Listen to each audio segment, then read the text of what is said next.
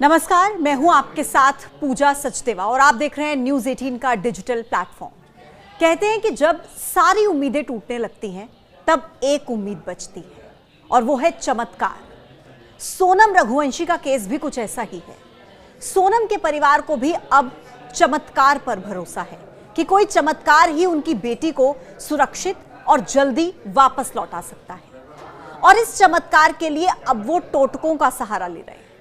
सोनम की सलामती की उम्मीद में सोनम के परिवार के लोग ज्योतिष के पास पहुंच गए।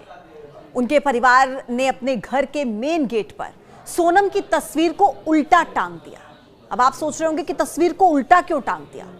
दरअसल एक पारंपरिक मान्यता है कि ऐसा करने से लापता व्यक्ति जल्द ही सुरक्षित वापस लौट आता है। परिवार ने एक ज्योतिष की सलाह पर ऐसा किया। ज्योतिष ने यह भी कहा है कि ये एक तरह का टोटका है। उन्होंने ये भी बताया है कि राजा और सोनम दोनों ही पूर्व दिशा में गए थे और उसी के बाद दोनों लापता हो गए। उन्होंने ये भी बताया कि सोनम के लापता होने में एक महिला का हाथ है। सोनम के पिता का तो यह भी कहना है कि पंडित ने 5 जून को यात्रा के लिए मुहूर्त निकाला था, लेकिन सोनम और राजा बिना बताए 20 मई को ही यात्रा के लिए निकल गए। पंडित के हिसाब से यह यात्रा के लिए शुभ मुहूर्त नहीं था। सोनम के भाई, जिनका नाम है गोविंद रघुवंशी, वो भी शिलांग में हैं और पुलिस के साथ सर्च ऑपरेशन में वो खुद जुटे हुए हैं। सोनम के भाई का ये कहना है कि मेरी बहन जिंदा है।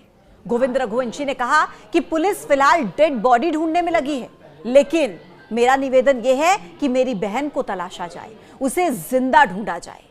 उन्होंने सीबीआई जांच की भी मांग की है।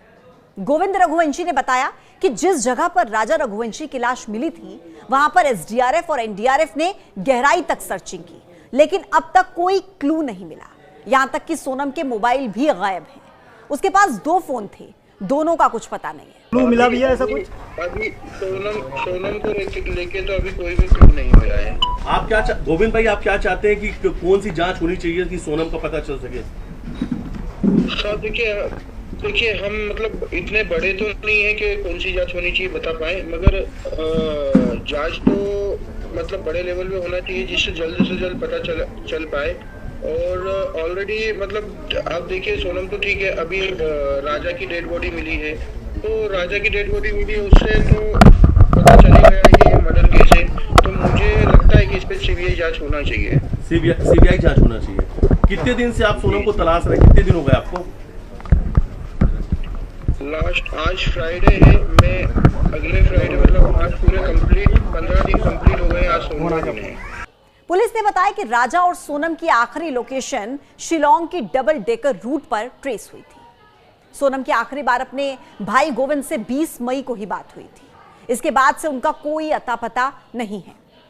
गोविंद का कहना है कि सोनम और राजा की गुवाहाटी जाने की प्लानिंग थी, लेकिन पता नहीं वो शिलांग कैसे पहुंच गए, कब पहुंच गए और किसने उन्हें बताया कि वो शिलांग जा सकते हैं, उन्हें शिलांग जाना चाहिए। उन्होंने तो ऐसा कुछ प्लान बनाया ही नहीं था। हम तो कभी खुद शिलांग नहीं गए हैं। उन्होंने कहा कि हाँ, एक बार कामाख्या देवी के दर्शन करने के लिए हम जरूर गए थे, लेकिन हमें तो ये भी नहीं पता था कि ये दोनों शिलांग कैसे पहुंच गए।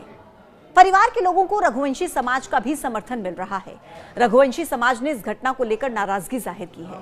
रघुवंशी समाज ने मामले की सीबीआई से जांच कराने की मांग की है और रघुवंशी समाज के प्रतिनिधियों ने प्रधानमंत्री नरेंद्र मोदी को एक पत्र लिखा, जिसमें सीबीआई जांच कराने, सोनम को सुरक्षित वापसी कराने की उन्होंने मांग की है।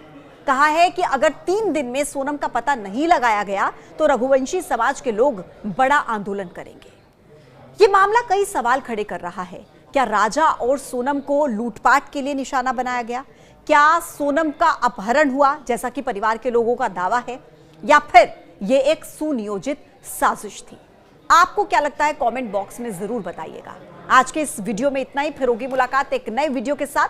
तब तक के लिए आप देखते रहिए न्यूज़ 18। नमस्कार।